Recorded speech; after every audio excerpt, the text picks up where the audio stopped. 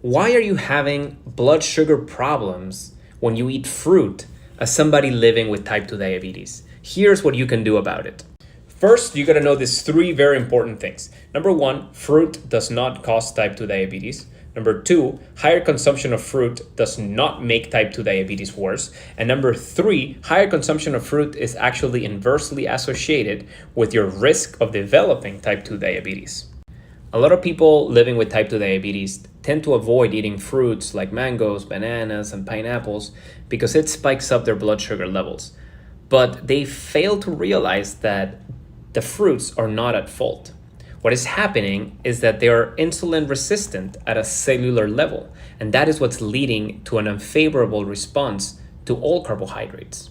Fruits were never at fault, and they're never going to be at fault, so they need to be left out of this conversation.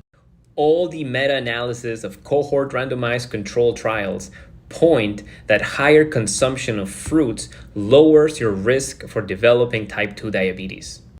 And another study, as a matter of fact, shows that removing fruits from the diet of people living with type 2 diabetes does not improve their glycemic control.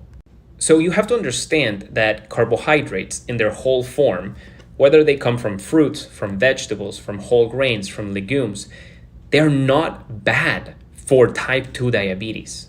But if they're currently spiking you up beyond normal levels, then you have to understand that it's not the whole grains, it's not the fruits, it's not the vegetables, it's the insulin resistance that has developed inside of your cells that is making you unable to tolerate carbohydrates correctly. A buildup of fat inside of your cells, known as intracellular lipids, has accumulated, creating this insulin resistance at a cellular level. This is the root cause of your high blood sugar problems. This is what it's leading you to become carbohydrate intolerant. You need to diminish the size of that fat buildup so your cells become sensitive to insulin again. And if you didn't know, insulin is that hormone that opens your cells so glucose can go inside of them. So how do you do this?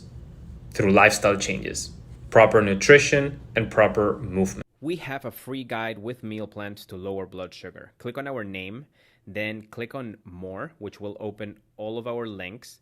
Scroll down to free guide and meal plan, click on it, and that will take you to our ultimate blueprint for perfect fasting blood sugar.